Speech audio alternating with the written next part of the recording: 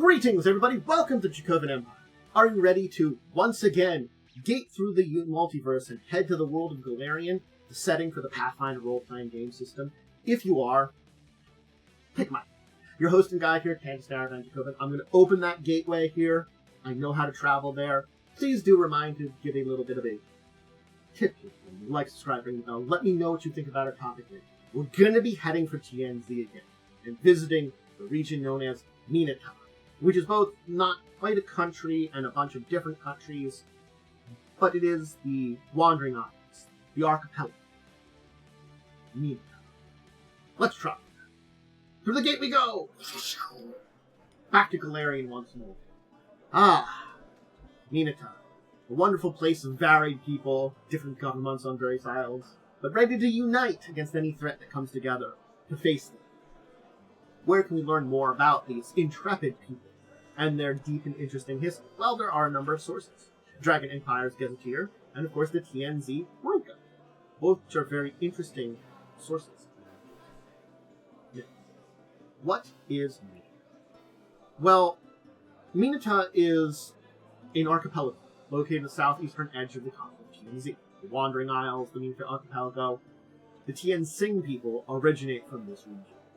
And it's a lot of different warlords, captains, chieftains, kings, people that rule by various islands and areas, a lot of people of different languages, descendant ancestries.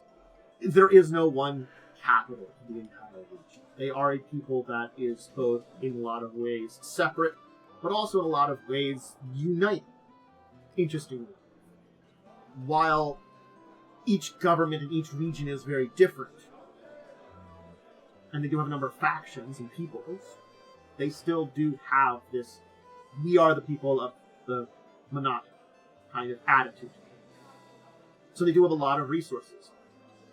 Alcohol, gems, lumber, luxury goods, medicine, mercenaries, produce, seafood ships, spices, teas, textiles. They are well known for a lot of things they trade. An interesting issue. Let's talk about their history. Anyway, those people that know Minata best says it has many faces as it does islands. It's each part a tropical paradise and impenetrable fortress. The Wandering Isles are home to over 100 Tian Xia nations and regional dialects. The same people say that the archipelago has many secrets, that, as it does kings.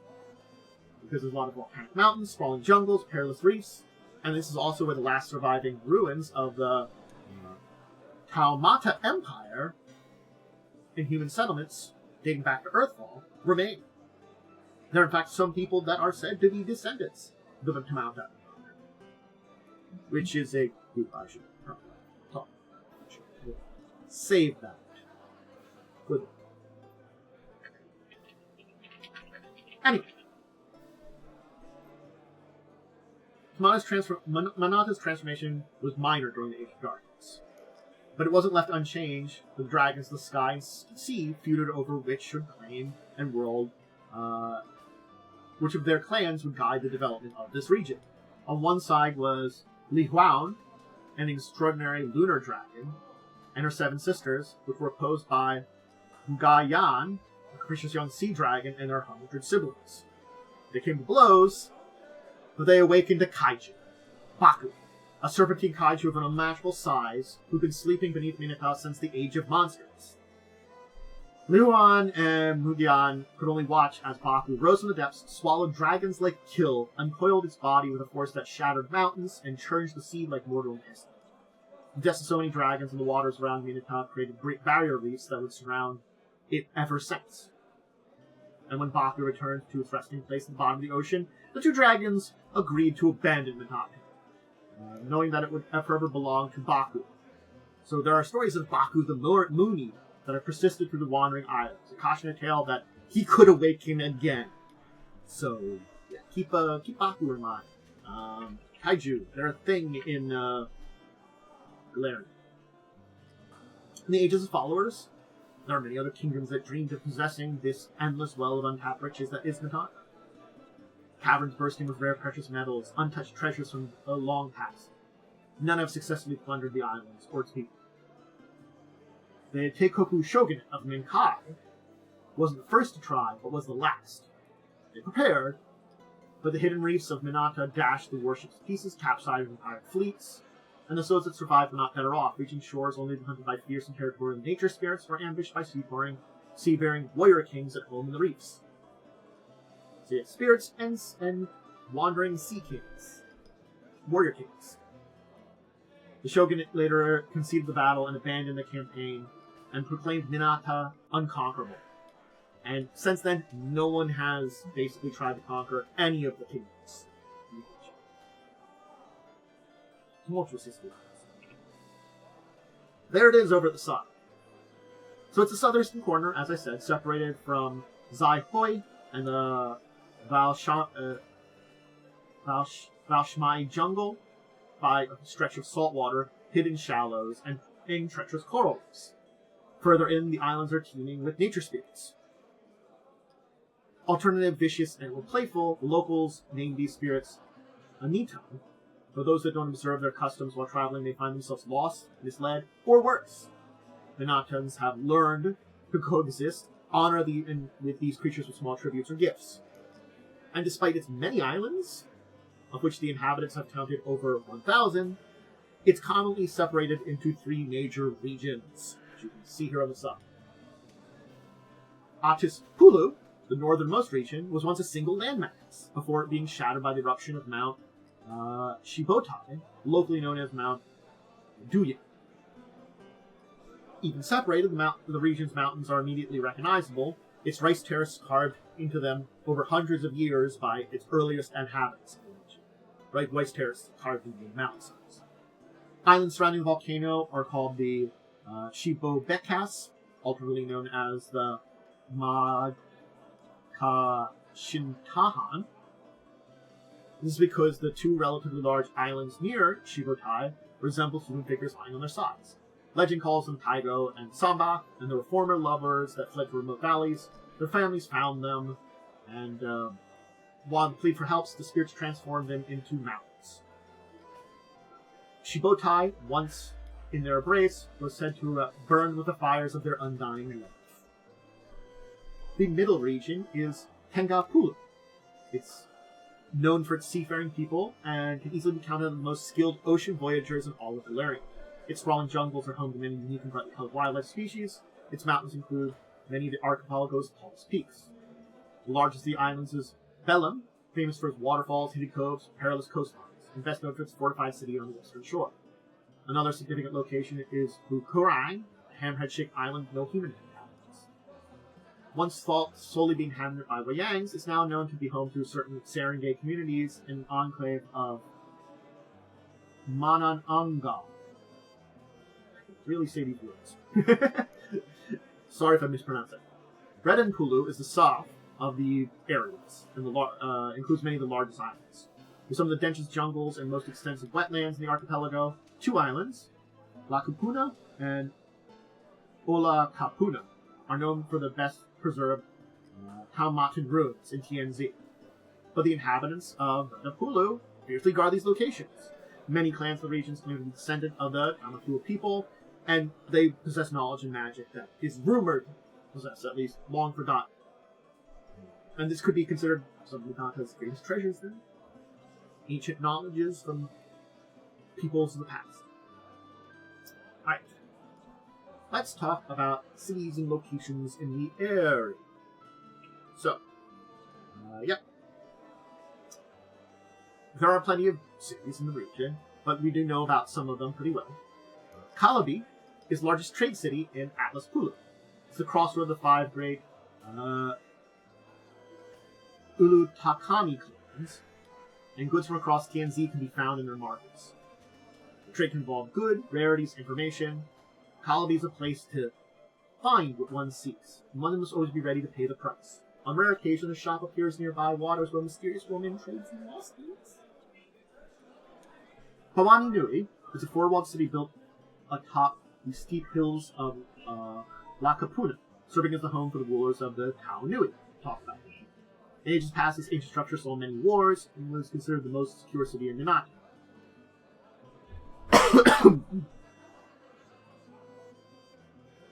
also called the City of Totems. Over 1,000 carved columns are on display throughout its opulent interior and tell the storied history of the city and its families. Wano Mani is a town Nui name for a city alternately called Sulungan. It's a fortified city in Vellum, has inhabitants of many different ancestors. This city boasts the largest fleet of warships in the Wandering Isle, both in terms of number and size. It's politically neutral, and its fleets are only to be launched in defense of Minata. So they basically are like, we keep out of the business of all the other nations and kingdoms that are throughout Minata. But if the entire archipelago comes to threat, we will defend it. Zao Piabo is a pirate city, first created when the wreckage of innumerable ships torn to pieces by Minata's reefs collided and formed an artificial island. It floats on the outskirts of the Wandering Island, and is only location easily reachable without a guide. So if you want to try to sort of get in the Wandering Islands, but not quite, you go to Zao. So, Piabo. It is considered the entry point for many foreign merchants and dignitaries. The pirate city name is a misnomer. Minatans use the same word for pirate and foreigner. It is able to be moved with some effort, and the city has become renowned for its trade and nightlife. So the floating wreckage city. There are a number of cities we also know the names of at very least. We know that Angkasapurna is a city. Huayang, led by Icus the Ghost Marked, a lizard folk we'll talk about. That's the warrior king of Wang. Hinahi Yi, on the flooded crater of Mount Shigotai at the center of the Shiboka Islands, home to the tribe of Wayangs. Jainai, Sarangay City. Ulakapuna, another location that you can check out with the settlement of Owari Rua, and Palau,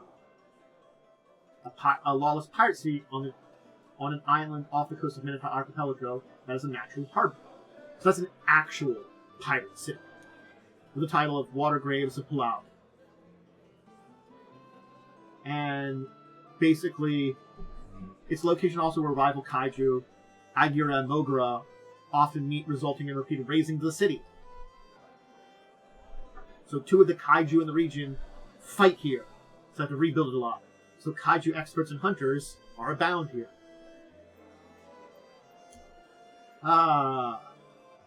Yep. When you check out stuff on kaiju, they have an update in the War of the Immortals book. So keep that in mind. Anyway, let's move on. Now that we know the cities, let's talk about who's in charge of this place. Kind of. So, here's an important part about the Wandering Islands. It's a loot network of clans and nations, and no centralized government. Each clan head governs its territories, makes decisions, mediates disputes, maintains defenses, brokers political and trade relations. The responsibility of rulership is hereditary in some clans. Succession rarely happens this way in Minata. Clan members will back the person they believe to be best suited. Skilled leaders will take position for a lifetime. If you're unfit, you're going to be deposed by your people. So, skill is important on these small communities, clans, and stuff. Very much so. Its neighboring clans are similar size and influence. These groups can enter into political alliances. If one is significantly more powerful, stronger, the smaller one is likely to become a vassal of the larger one. Travelers in Minata are rare enough that visiting adventurers could be basically met and paraded around for influence by a savvy ruler. And keep in mind, visiting one clan while ignoring its neighbors might be taken as a slight that can lead to long-term resentment. Go through your pocket. Now, there's a lot of important figures in here, and I'm going to this is going to be something we're going to have to talk about a little bit in the culture. But when I talk about these, there's a number of individuals that we will mention. And we'll get into it. So, let's talk about a number of important figures. There's Akari Hebanari, the firstborn son of Akari Hebanari, who was a leader that united the Tau Nui clans and resides in Renda Palu. Kind of seen as a bad replacement This one that basically likes to dance, smoke tobacco, play dice games. He has a cousin in Kirinihi Kahukura, who is a thoughtful leader, beloved by people, and a lot of the clans have been supporting her, basically the successor, despite her own resistance. And there's this kind of idea that there might be a civil war between the people of the town. Nanak the Blood Witch, which is a half-Mangonal human witch, basically terrorized a lot of the area with her clan of Pangonal, women sharpening their teeth and sharpening the claws, staining their teeth to become more ferocious because their tangle power to disguise their nature through shape-shifting. There's Ikus the Ghost Mark, which is a self-styled warrior king of Buanyak. Hi! The lizardfolk matriarch has an imposing figure over 8 feet tall with a full height, white scales covered in headlong scars and gray clouded eyes that give her appearance of a specter. She said to have never lost a battle, and the ceiling of her hall hangs with sun-bleached bones of monsters and foes. Datu Magpit is a Sarangay noble, and is said to be the wise and peaceful ruler of Janai, known for patience and good judgment, was appointed leader through confidence in people. And Lakin Sidonis, the heart of the Ikutami clans. The clans are led by a council of 5 sovereign leaders. Basically, no decisions are made without consulting Sidonis. And there's also the Weyang Tia or Kyo stories. This ancient Weyang, which basically very gender fluid. So kind of both sometimes appears displaying very male, sometimes female. Thought to be the oldest Weyang in the nation, island nation of Inahi, but no one knows their true age. The thought to know every story, and said once stopped Night Shilbatai from erupting by telling a story so enthralling it was forced to stop and listen. And peddling tales is believed to be one of the most knowledgeable beings on Golarion. But knowledge comes at a price. Alright, let's talk about the people of Minata. So, let's talk about the general cultures, and we'll talk about a couple specific groups of cultures. So daily life revolves around the family and clan, which involve multi-generational buildings, which are very norm throughout the archipelago. Depending on the climate and lifestyle, where you are in the archipelago, you can live in stilt houses, lean-tos, tree houses, stone huts, with thatched roofs. Varies depending on where you're living, the type of houses you have. Some clans even live on houseboats and flotillas. Your average Minatans rise to the sun, perform the labor you need before the sun reaches zenith. Dedicate to hunting, fishing, growing, harvesting crops, collecting fruits, chopping bamboo, other materials, martial arts training, any labor that contributes to the livelihood of your family or community. If you're a trade person or artisan, you go to collect materials. Go get clay from the riverbank, plants to spin their fibers. Basically, you start your morning with a quick snack or dumpling, and then when you finally reach the zenith of the day, your families come together to share their first full meal of the day. The largest, which also includes tubers or rice paired with fish, beef, or vegetable stew. Boar meat is rare and prized in many regions of Minata. After this meal, afternoon sun peaks. It's become too hot to consider work. So basically, you spent your morning prep it. Now again, like if you're an artist or something that works indoors, you went outside to gather all your materials and get everything together for your work for the day. So most Minatans play games, pursue hobbies, sort through personal affairs, or lounge in the shade. A lot of visitors who tend to wake up later in the morning, unused to this high island sun, return to their homes, particularly the impression that Matatas just basically happen at their own time and are very relaxations. But they just work at the appropriate times of day. When the sun crests and things begin to cool, Minatans focus on less laborious parts of their work that can be performed indoors or in the shade. Weaving, fermenting, preserving food, bookkeeping, wood carving are examples of evening. So the days are long year-round, and people take their final meals as the sun begins to set. Daily work's complete, and they share this meal with most of their friends, extended families. In some villages, evening meal, everybody in the community. that can tell stories and news and share each other's company. In larger towns or cities, things can be a little different. If you're an influential ruler or governor, you must contend with the politics of trading and feasting. So, you dedicate to receiving guests, mediating within the community, negotiating trade within the clans, traveling, staying aware of potential threats. Warfare and raiding commonly happen during the turbulent periods of Minata's past. Political feasting has basically replaced these in recent decades. Make no mistake, there's a lot of the people that would just want to go to simplicity of combat compared to the favors, slights, drama, and intrigue of feasts. But yeah, everybody kind of agrees this is better off. So to be invited to a table is to enter an arena where alliances are forged and rivalries are made. The Feasts of Minata. Spiros observance unites all levels of society. There isn't a lot of god worship, not to say there isn't any, but it is less prevalent in this region. So the people often pay homage or revere their local Nito, basically looking for favorable weather, safe travel, community prosperity. Though unseen, some in Nito are known to be easily ruffled and considered common courtesy to say "excuse me" or "pardon me" when moving through the brush and the growth. Failing to ask permission before felling a tree can provoke the wrath of the forest spirit. So leaving offerings varies widely throughout the archipelago and how they do it, though. They could leave small tributes at the base of trees or mountains, leave offerings or burn incense in spirit houses or shrines. Basically, the aspect of living alongside these natural spirits have become daily life. Because it's tropical and warm and humid year-round, basically, at most there's a wet and dry season, with differing degrees of intensity based on the proximity to summer monsoons. Rainfall is frequent and heavy in most places, during most times of the year, and temperatures stay high even in winter months. Despite this, annual dry seasons impose a basically familiar cycle of sowing and harvesting. So they still have a sequel of, hey, we sow during the wet season, finally when everything's ready, we harvest during the dry seasons, that kind of stuff.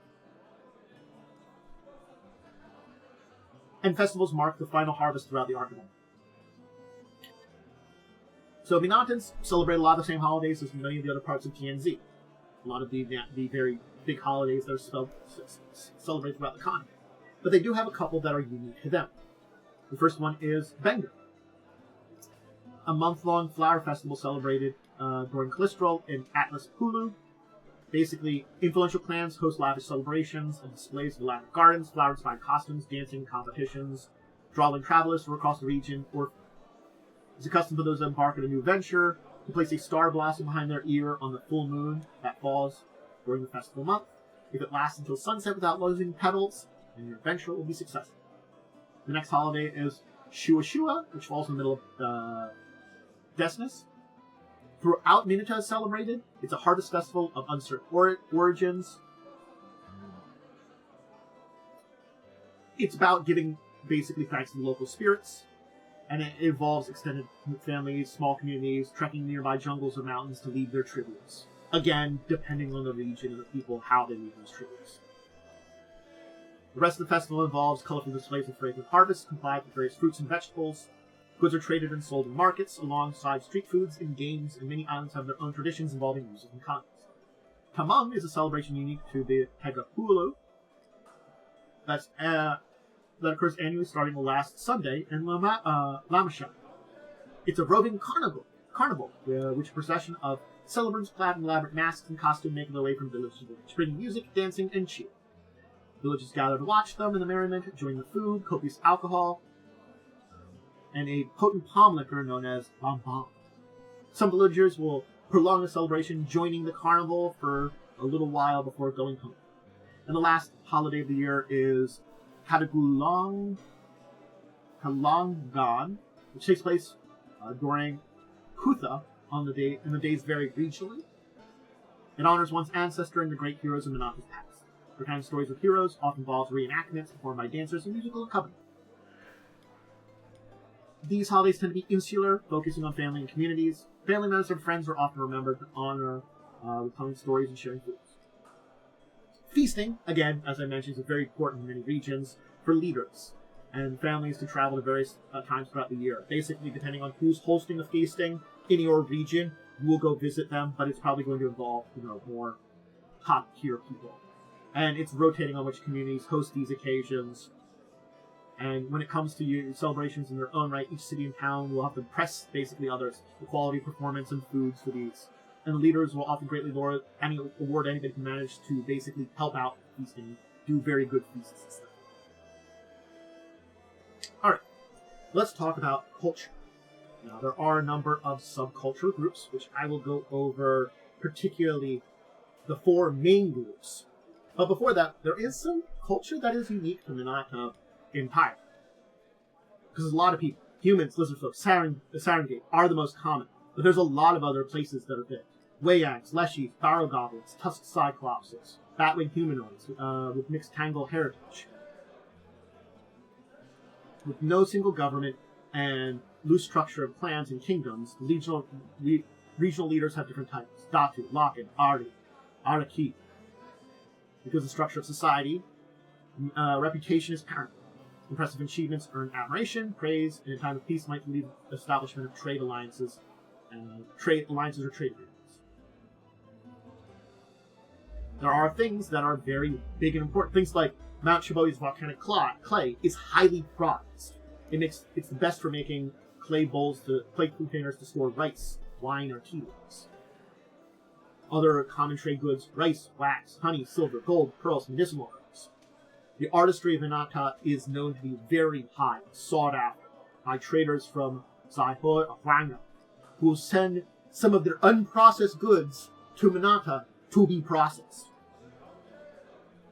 In addition to political leaders, shamans lead a community, and it matters in the way of spirits. They take the role of spiritual healers, spiritual mediums, diviners, sorcerers, overseeing rituals of birth, marriage, and funerals. The most powerful shaman in their history was a transgender woman named Tahana Aniteru, which actually linked on Uko's lung magical tattoos and foresaw the coming of the meteorite that An Ukoa Lung used to forge his unstoppable blade. Since then, it's actually been an interesting thing that the people of Minata consider transgender children as auspicious signs in their communities, and they often grow up as no sign of shortage of support and offers of apprenticeship.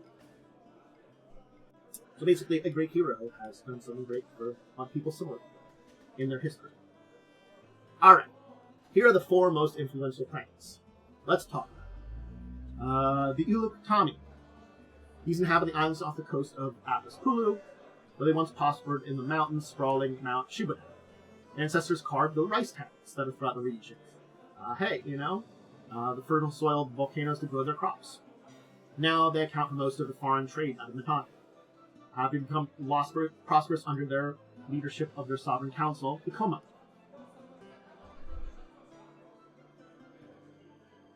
So again, each community is kind of separate, but they have this kind of sovereign council that unites their clans together. They favor colorful woven clothes, decorated with intricate beadwork and ornaments, as well as copious amount of gold jewelry. Even the poorest Ilu Tokami is said to decorate themselves in gold.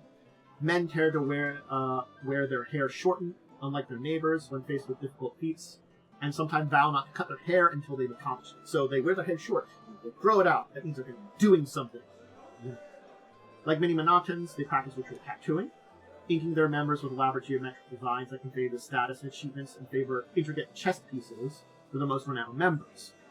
They can also chew on a type of tree nut that stimulates alertness and stains their teeth black. And this becomes so prevalent that in certain islands, teeth that are white are considered a sign of youth and inexperience. The Mar Ingalan comprise the most extensive political alliance in Minata, with clans spread across rivers, lowlands, and coasts of Atlas Pulu and Tengapu. They're renowned for their master shipbuilding and naval power, and have a long history of conducting sea raids with colossal outrigging warships. The resistance was instrumental to turn back the shogunate's attempted invasion, and their warriors are well known for wielding distinctive single-edged greatswords instead of shields and spears. People from Maringalan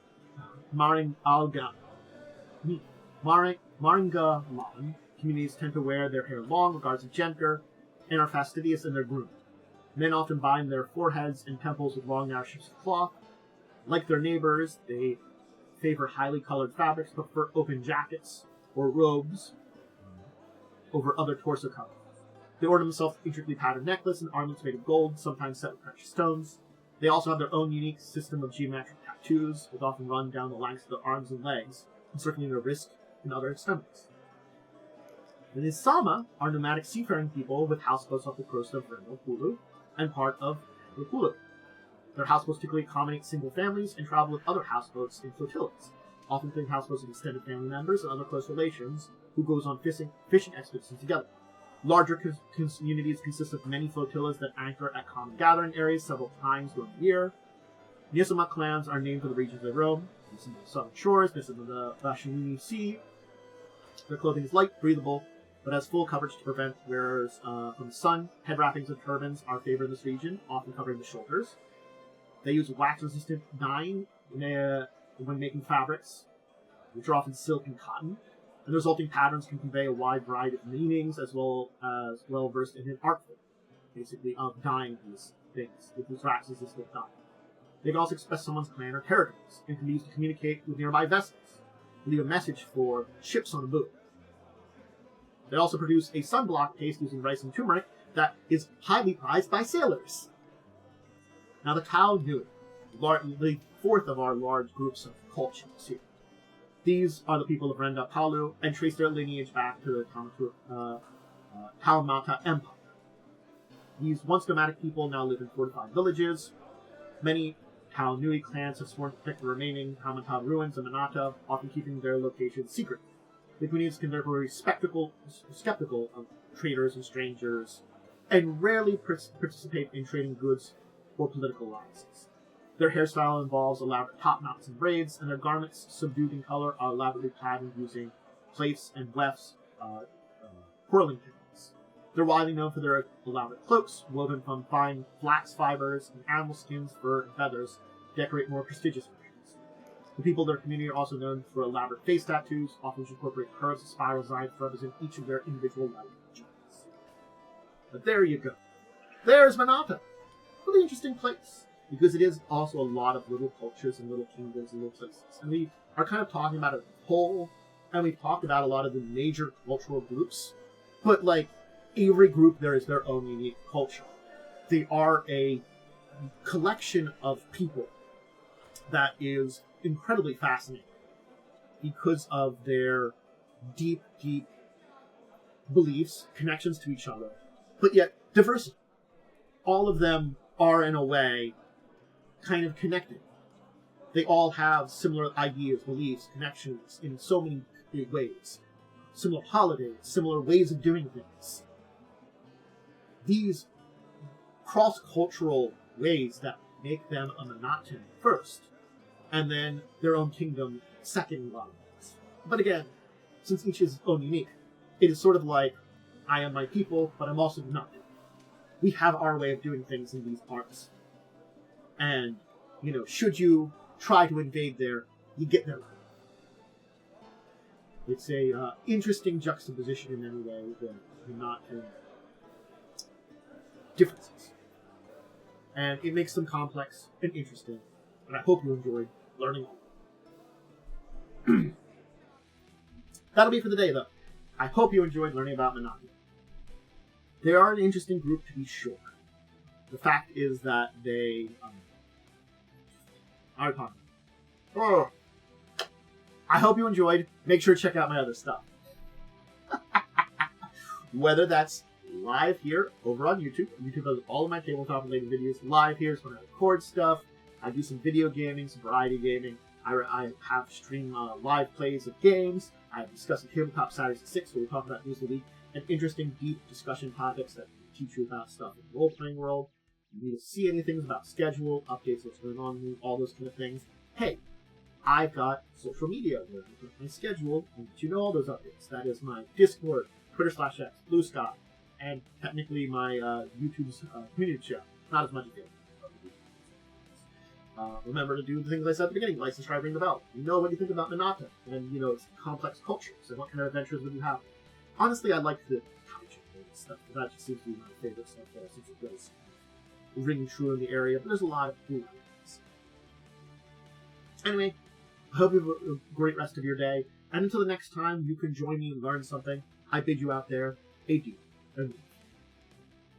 Go.